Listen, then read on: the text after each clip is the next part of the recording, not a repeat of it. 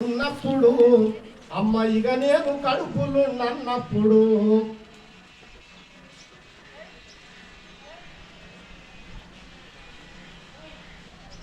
కత్తి మీద సాము చేసినట్టుగా కొండంత నొప్పులు అమ్మ తీసుకుంటూ జన్మనిచ్చి కొత్త లోకాన్ని చూపించి సచ్చిన శివమూలే సొమ్మసిల్లునమ్మా.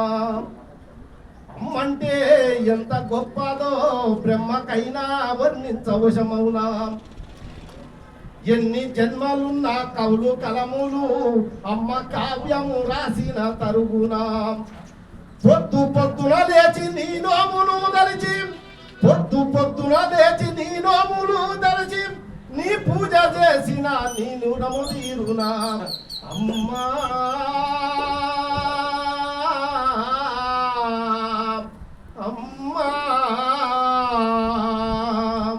కమ్మనైనా అమ్మ మాట వింటే ఎంత మధురమో